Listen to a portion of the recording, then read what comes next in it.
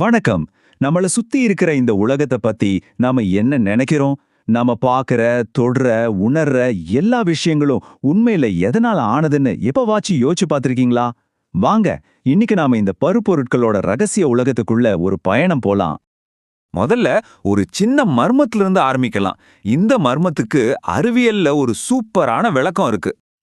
அந்த மர்மத்தை அவிழ்க்கிறதுக்கு முன்னாடி நாம ஒரு முக்கியமான கேள்வியே கேட்கணும். வானத்துல இருக்கிற நட்சத்திரங்கள்ல இருந்து நம்ம கால்ல மிதிப்பற்ற மணல் வரைக்கும் இந்த பிரபஞ்சத்துல இருக்கிற எல்லாமே அடிப்படையில எதால செய்யப்பட்டது? விஞ்ஞானிங்க இந்த பிரபஞ்சத்தோட அடிப்படை பொருளுக்கு ஒரு பெயர் வச்சிருக்காங்க. அதுதான் பருப்பொருள், அதாவது மேட்டர். ஒரு விஷயம் பருப்பொருளா இருக்கணும்னா அதுக்கு ரெண்டு தகுதி தான். ஒன்னு, அது ஒரு இடத்த அடைச்சிக்கணும். ரெண்டாவது, அதுக்குன்னு ஒரு நிறை இருக்கணும். பல நூற்றாண்டுகளா அறிஞர்களுக்குள்ள ஒரு பெரிய விவாதமே நடந்துச்சு. அதாவது, இந்த பருப்பொருள்ங்கிறது ஒரு மரக்கட்டை மாதிரி தொடர்ச்சியா ஒரே துண்டா இருக்கா, இல்ல மணல் மாதிரி குட்டி குட்டி துகள்களால் ஆனதான்னு. ஆனா ஒரு சிம்பிளான சோதனை இந்த பெரிய கேள்விக்கு ரொம்ப தெளிவான ஒரு பதிலை கொடுத்துருச்சு. இதை நீங்க வேணா வீட்ல கூட செஞ்சு பார்க்கலாம். ஒரு டம்ளர் தண்ணியில கொஞ்சம் உப்பை போட்டு கலக்குங்க.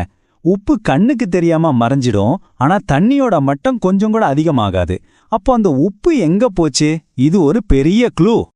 சரி, இது எப்படி சாத்தியம்? இங்கேதான் விஷயம் இருக்கு. தண்ணிங்கிறது ஒரே பொருளா இல்லாம அதுக்குள்ள குட்டி குட்டி நீர்த்துகள்கள் இருக்கு. அதுக்கு நடுவுல காலி இடங்களும் இருக்கு. நாம போட்ட உப்பு துகள்கள் அந்த காலி இடங்களுக்குள்ள போய் உக்காந்துக்கிச்சு. அப்போ இதுக்கு என்ன அர்த்தம்? பருப்பொருள் தொடர்ச்சியான ஒரு பொருள் இல்ல, அதுக்கு நடுவுல இடைவெளிகள் இருக்கிற ரொம்ப சின்ன துகள்களால ஆனது. ஓகே, அப்போ நம்ம கண்ணுக்கு தெரியாத இந்த துகள்கள் இருக்குன்னு நமக்கு தெரிஞ்சிடுச்சு. ஆனா அதுங்க எப்படி நடந்துக்குது? அதோட ரகசிய வாழ்க்கைய ஆட்டி படைக்கிற விதிகள் என்னென்ன? வாங்க இப்போ அதை கண்டுபிடிப்போம். சரி, இந்த துகள்கள் எவ்வளவு சின்னதா இருக்கும்? இந்த சோதனையை பாருங்களேன். ஒரு சின்ன பொட்டாசியம் பெர்மாங்கனேட் படிகத்தை தண்ணில போட்டா தண்ணி மொத்தமும் நிறமா மாறிடுது. அந்த நிறமான தண்ணில இருந்து கொஞ்சமா எடுத்து இன்னொரு சுத்தமான தண்ணில கலக்கிறோம். அப்பவும் நிறம் இருக்கு. இதையே திரும்ப திரும்ப செஞ்சாலும் கடைசியா மங்கலான நிறமாவது மிச்சம் இருக்கு. அப்போ அந்த சின்ன படிகத்துல எத்தனை மில்லியன் துகள்கள் இருந்திருக்கணும்னு யோசிச்சு பாருங்க. இதிலிருந்து நாம கத்துக்க வேண்டிய மிக முக்கியமான விஷயம் இதுதான். பருப்பொருளை உருவாக்குற இந்த துகள்கள் நாம கற்பனை செஞ்சு பார்க்க முடியாத அளவுக்கு மிக மிக மிகச் சிறியவை. இந்த துகள்கள் சும்மா ஒரே இடத்துல இருக்கிறதில்ல. அதுங்க தொடர்ந்து ஒரு ஒழுங்கே இல்லாம இயங்கிட்டே இருக்கு. இப்படி வெவ்வேறு வகையான பருப்பொருட்களோட துகள்கள் தானாகவே ஒன்னோடு ஒன்னு கலக்கிற இந்த அற்புதமான நிகழ்வுக்கு பரவல் அல்லது டிஃப்யூஷன்னு பேரு. இந்த பரவல்ல வெப்பம் ஒரு பெரிய ஹீரோ மாதிரி வேலை செய்யுது. வெப்பம்னா என்ன? அது துகள்களுக்கு கொடுக்கப்படுற ஒரு விதமான இயக்க ஆற்றல். அதனால தான் சுடு தண்ணில ஒரு படிகத்தை போட்டா நிறம் சட்டுன்னு பரவுது. ஏன்னா அதிக ஆற்றல் கிடைச்ச துகள்கள் வேக வேகமா நகர்ந்து வேகமா ஒன்னோட ஒன்னு கலந்துடுது. மூன்றாவது மற்றும் கடைசி விதி என்னன்னா, இந்த துகள்கள் ஒன்னு ஈர்க்குது. ஒரு நடன குழுவில் இருக்கிறவங்க எப்படி கை கோர்த்து நிப்பாங்களோ அதே மாதிரி ஒரு ஈர்ப்பு விசை இந்த துகள்களை ஒன்னா புடிச்சு வைக்குது. ஆனா இந்த விசையோட வலிமை ஒவ்வொரு பொருளுக்கும் மாறும். துகள்களுக்கு நடுவுல இடைவெளி இருக்கு, அதுங்க இயங்கிட்டே இருக்கு, அப்புறம் ஒன்னு ஈர்க்குது. பாருங்க, இந்த மூணு சிம்பிளான விதிகளை வச்சு நாம அன்றாடம் பார்க்கிற பருப்பொருளோட நிலைகளை ரொம்ப சுலபமா விளக்கிடலாம். இந்த 3 விதிகளும் எப்படி திண்மம், திரவம், வாயுவை உருவாக்குதுன்னு பார்ப்போம். உதாரணத்துக்கு, திண்மத்துல துகள்கள் ரொம்ப வலிமையா ஈர்க்கப்பட்டு ரொம்ப நெருக்கமா பேக் செய்யப்பட்டிருக்கும்.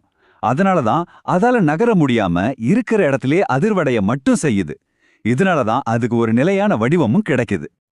சரி, துகள்களோட விதிகள் தான் பருப்பொருளோட நிலைகளை உருவாக்குதுன்னா அந்த விதிகளை நம்மால மாத்த முடியுமா? நிச்சயமா முடியும். துகள்களோட ஆற்றலை நம்ம மாத்தினா பருப்பொருளோட நிலையையே நம்மால மாத்த முடியும். இங்கதான் ஒரு ரொம்ப சுவாரஸ்யமான விஷயம் நடக்குது. ஒரு ஐஸ் கட்டி உருகும்போது அது முழுசா தண்ணியாகிற வரைக்கும் அதோட வெப்பநிலை 0 டிகிரிலே தான் இருக்கும். ஆனா நம்ம ஹீட் கொடுத்துட்டே தான் இருக்கும். அப்போ அந்த ஹீட் எனர்ஜி எல்லாம் எங்க போகுது? அது வெப்பநிலையை ஏத்தாம அந்த துகள்களுக்கு நடுவுல இருக்கிற பிணைப்பை உடைக்கிறதுக்காக ஒரு மறைக்கப்பட்ட வேலையை செய்யுது. இதனாலதான் கொதிக்கிற தண்ணியை விட அதே 100 டிகிரி வெப்பநிலையில இருக்கிற நீராவி நம்ம மேல பட்டா அதிகமான தீக்காயங்களை ஏற்படுத்துது. ஏன்னா அந்த நீராவில கூடுதல் மறைக்கப்பட்ட ஆற்றல் இருக்கு.